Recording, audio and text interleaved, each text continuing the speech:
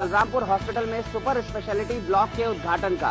इस मौके पर अखिलेश यादव और उनके स्वास्थ्य मंत्री अहमद हसन ने पिछली सरकार पर जमकर निशाना साधा। कहा, उत्तर प्रदेश में स्वास्थ्य विभाग की सेहत पिछली सरकार ने खराब कर दी थी, अब काम हो रहा है। उत्तर प्रदेश के मुख्यमंत्री और स्वास्थ्य मंत्री ने एक बार फिर बसपा पर निशाना साधा। मौका था लखनऊ में सुपर स्पेशलिटी ब्लॉक के उद्घाटन का। बलरामपुर हॉस्पिटल में बने सुपर स्पेशलिटी ब्लॉक में डायलिसिस, किडनी ट्रांसप्लांट, कार्डियोलॉजी और न्यूरोलॉजी का इलाज होगा। अखिलेश सरकार के स्वास्थ्य मंत्री अहमद हसन ने इस मौके पर पिछली सरकार को एक बार निशाने पर लिया। कहा, उत्तर प्रदेश में पिछले 5 साल में स्वास्थ्य विभाग में कोई काम नहीं हुआ। अब अखिलेश यादव की सरकार इस विभाग में जमकर काम कर रही है। दावा किया कि इसी तरह का सुपर स्पेशलिटी विंग राजधानी के सिविल हॉस्पिटल और लोहिया हॉस्पिटल में भी बनाया जाएगा। साथ ही ये बताना नहीं भूले कि ये सारी सुविधाएं राज्य सरकार के पैसे से दी जा रही हैं, केंद्र के पैसे से नहीं। अहमद हसन ने जहां अपनी बात खत्म की, मुख्यमंत्री ने वहीं से शुरू कर दी। कहा, अहमद हसन ने स्वास्थ्य विभाग को सुधारा, साथ ही लोगों को याद दिलाया कि पिछली सरकार में एम्बुलेंस सेवा तो शुरू ही नहीं की गई। मुख्यमंत्री ने साफ किया कि उनकी सरकार की कोशिश है कि लोगों को ज्यादा से ज्यादा स्वास्थ्य सुविधाएं मिलें। मौका जो भी हो, अखिलेश यादव अपनी सरकार की उपलब्धियां तो गिना ही रहे हैं, लेकिन पिछली सरकार की नाकामियां गिनाना भी नहीं भूलते। यानी जनता की नजर में आम के आम, घुटनियों के दाम। यूपी की राजधानी लखनऊ में एक नौकरानी के साथ एक मालकिन की क्रूरता के चलते शर्मसार हो गई है। मामला लखनऊ के हाई प्रोफाइल मेट्रो सिटी का है, जहां पर एक नौकरानी के साथ एक हाई प्रोफाइल मालकिन व उसके डॉक्टर पति ने अपनी नौकरानी को ऐसी यात्रा दी जिसे सुनकर किसी का भी रूह कांप जाए। रूह कपा देने वाली ये घटना शहर के नामचीन मेट्रो सिटी टावर के सामने आई है। आरोप है कि दंपति ने कई दिनों तक युवती को बंधक बनाए रखा और फिर उसे जमकर यातनाएं दी। मामूली बात पर मालकिन ने इसे मारा पीटा और हाथ पैरों पर केमिकल जल डालकर जला दिया। दंपति के साथ उनका एक अन्य नौकर डेविड भी साथ था। अपनी जान बचाने के लिए पीड़िता 6ठी मंजिल के दुपट्टे के सहारे 5वीं मंजिल पर एक न्यायिक अधिकारी के फ्लैट में जाकर छिप गई, जिसके बाद पूरे मामले का खुलासा हुआ। आस पड़ोस के लोग भी इस दर्द को सुनकर सिहर उठते हैं। लखनऊ की इस घटना ने साफ कर दिया है कि इंसान के शक्ल में शैतान भी छिपा हो सकता है। मथुरा के थाना शेरगढ़ क्षेत्र में एक अध्यापक ने ऐसा कदम उठाया जिसे सुनकर बड़े बड़े जिगर वालों के भी दिल दहल उठे। ये अध्यापक अपनी पत्नी और 3 मासूम बच्चों के साथ यमुना की गोद में समा गया। यूपी हरियाणा बॉर्डर के समीप स्थित करमन गांव के निवासी मास्टर अमर सिंह ने अपनी पत्नी और 3 मासूम बेटियों के साथ मिलकर आत्महत्या की। एक साथ 5 लोगों द्वारा आत्महत्या के उठाए गए इस कदम ने सभी को हिलाकर रख दिया। आत्महत्या करने से पूर्व मास्टर अमर सिंह ने एक सुसाइड नोट भी लिखा, जिसे पढ़कर साफ तौर पर ये जाहिर होता है कि वो बेहद सुलझे हुए दिमाग का व्यक्ति था, लेकिन कहीं न कहीं किसी परिस्थिति ने उसे इस हद तक जकड़ लिया कि उसे न सिर्फ खुद बल्कि अपनी पत्नी और बच्चों के साथ मिलकर आत्महत्या करने जैसा कदम उठाना पड़ा। मरने से पहले मास्टर अमर सिंह ने अपने एक मित्र और एक रिश्तेदार को आखिरी बार फोन किया और उनसे कहा कि ये उसकी आखिरी राम राम है। अमर सिंह, उसकी पत्नी मीना देवी और तीनों बेटियों के शवों की तलाश में पुलिस काफी प्रयास कर रही है, लेकिन अभी तक इनके शव नहीं मिल सके हैं।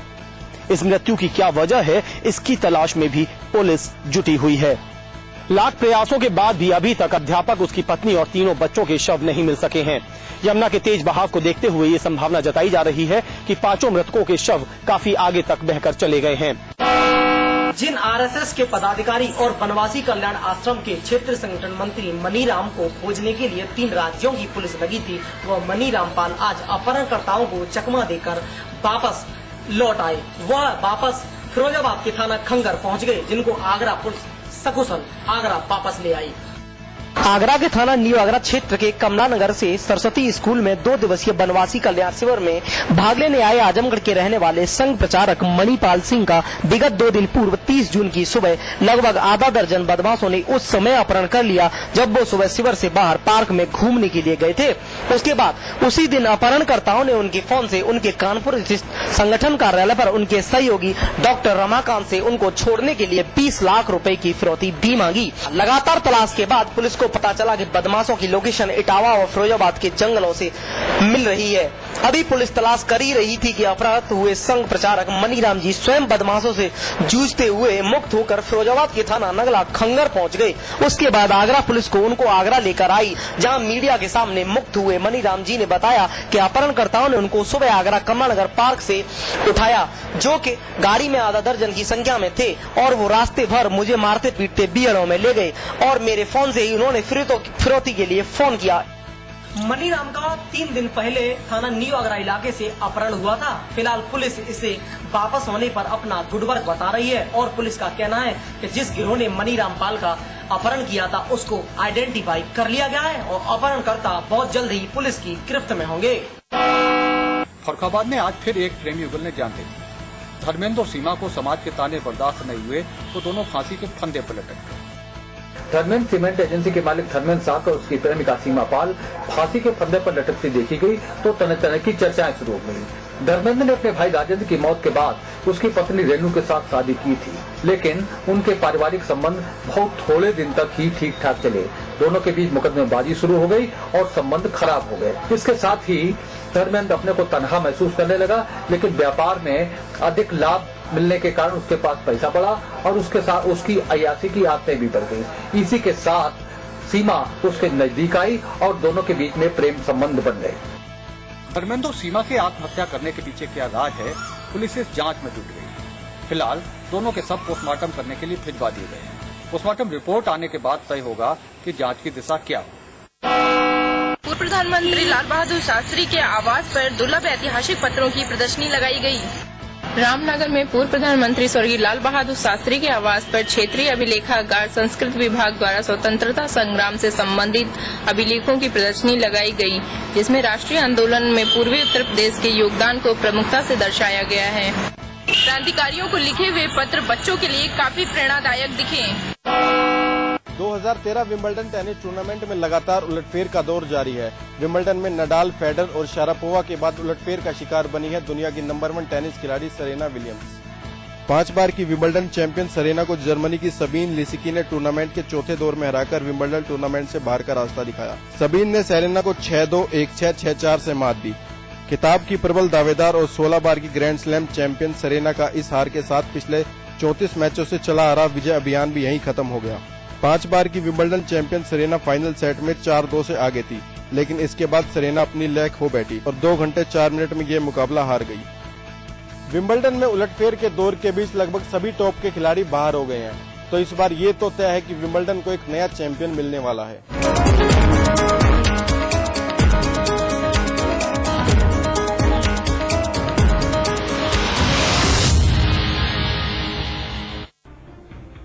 उत्तराखंड में आई दैवीय आपदा में उत्तराखंड वासियों ने फंसे हुए यात्रियों की सेवा व मदद करके देश के साथ साथ विदेशों में भी उत्तराखंड का सर गर्व से ऊंचा कर दिया है।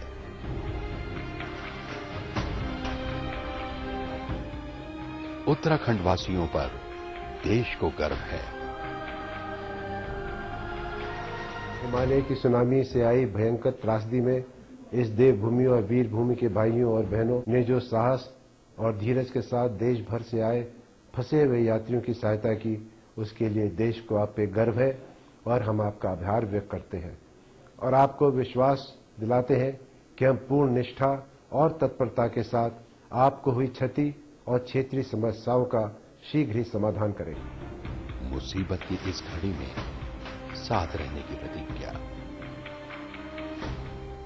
सेना और सरकार के संयुक्त प्रयासों से आपदा प्रभावित क्षेत्रों में फंसे सभी लोगों को निकालकर सुरक्षित स्थानों तक पहुंचा दिया गया है। राज्य सरकार के विभिन्न महकमे, सेना और देवभूमि उत्तराखंड की जनता पीड़ितों की सेवा में लगी हुई है। बहुत अच्छा काम कर रहे हैं। इतनी सारी पब्लिक है, सबका भूख का प्यास का ध्यान रखना एक बहुत बड़ी बात होती है और वो इतने अच्छे से कर रहे हैं। सरकार का बहुत धन्यवाद है कि हमारी जितनी हो सकती उतनी मदद करती है। बहुत मदद किया यात्री लोगों ने। बाहर से आए यात्री अपने घरों को रवाना हो रहे हैं और उनको रेल एवं बस के निःशुल्क टिकट के साथ ही रास्ते के खर्च के लिए 2000 रुपये नकद भी दिए जा रहे हैं। Really, Uttarakhand Sarkar in every way they helped us. Absolutely. The army, the police, the civil, the government, in every way they protected us, they helped us, And presently also we are having really nothing with us, and they have promised that they will provide us some finance to go back to our place. Uttarakhand वासियों पर देश को गर्व है। आज ली क्या? And then interestingly,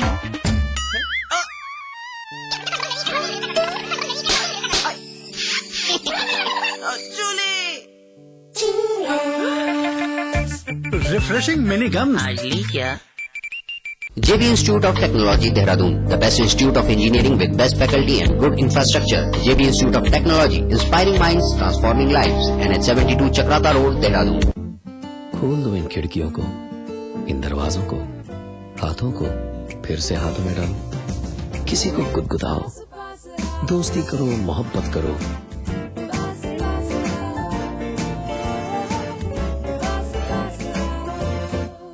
गले मिलो, आंख मिलाओ, किसी को अपना बनाओ। ताया ताई, मौसा मौसी, सबसे प्यार करो। रहो हमेशा पास पास। स्वाद बड़ी चीज है, स्वाद से बढ़कर कुछ नहीं। तुलसी सादा पान मसाला। क्या आपका शहर न्यूज चैनलों की भीड़ में कहीं खो गया है? क्या आपका शहर अखबार के चंद पन्नों तक सिमट गया है? क्या आपके शहर से मीडिया का ध्यान हट गया है? अगर इन सवालों का जवाब हाँ है, तो हम आपके लिए लेकर आए हैं आपका शहर, आपकी खबर, रोजाना सुबह 8 बजे और रात 10 बजे सिर्फ समाचार प्लस पर। आपको देने ज्योतिष, वास्तु, तंत्र और रत्नों से जुड़ी सलाह। आ गए हैं फलित वास्तु एवं प्राच्य विद्या विशेषज्ञ पंडित दिवाकर शर्मा। आपके जीवन की हर बाधा को दूर कर उसमें बढ़ाने आनंद का प्रवाह। हमारे खास कार्यक्रम आपके सितारे में रविवार सुबह 8:30 बजे सिर्फ समाचार प्लस पर। 5 मिनट में 25 खबरें, कम वक्त में ज्यादा खबरें, फटाफट सारी खबरें। देखिए 5 मिनट में 25 खबरें, रोजाना दोपहर 2:55 पर सिर्फ समाचार प्लस पर। कुमाऊं हो या गढ़वाल या राजधानी देहरादून का कोई बवाल हो, पहाड़ी क्षेत्र की हलचल या मैदानी इलाके का कोई सवाल, जानिए उत्तराखंड का पूरा सूरत हाल। देखिए हमारा उत्तराखंड सुबह 7 बजे, दोपहर 1:30 बजे और शाम 7 बजे सिर्फ समाचार प्लस पर।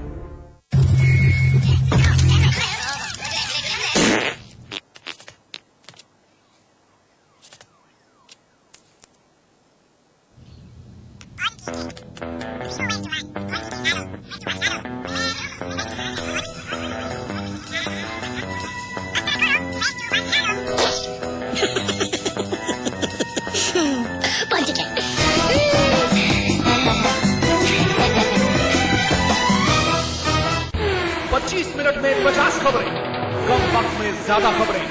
देखिए बिना ब्रेक की खबरें। 25 मिनट में 50 खबरें, सुबह 9 बजे, दोपहर 12 बजे, शाम 5 बजे और रात 9 बजे सिर्फ समाचार प्लस पर। सिल्वर स्क्रीन की दुनिया, सितारों की मस्ती, गॉसिप और तकरार। क्या कर रहे हैं आपके पसंदीदा स्टार? सिनेमा से जुड़ी हर खबर एंटरटेनमेंट प्लस पर रोजाना शाम 4:30 बजे सिर्फ समाचार प्लस पर।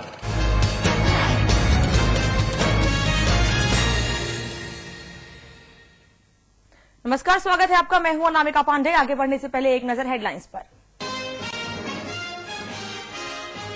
झारखंड के काठीकुंड में पुलिस टीम पर नक्सली हमला, पाकुड़ के एसपी अमरजीत बलिहार समेत 7 पुलिस वाले शहीद। नरेंद्र मोदी लखनऊ या इलाहाबाद से लड़ सकते हैं लोकसभा चुनाव, यूपी बीजेपी के सह प्रभारी रामेश्वर चौरसिया ने दिए संकेत। बीजेपी और जेडीयू में जुबानी जंग जारी, नीतीश कुमार ने मोदी पर वार करते हुए कहा कि मैं रैम्बो नहीं हूं, तो बीजेपी ने कहा कि डम्बो और स्कैम्बो होने से कहीं अच्छा है रैम्बो होना।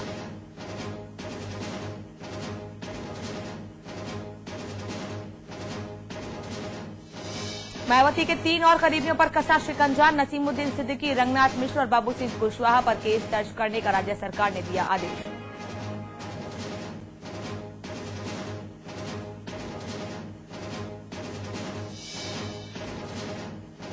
उत्तराखंड में फिर भारी बारिश की चेतावनी। 5 और 6 जुलाई को हो सकती है मूसलाधार बारिश।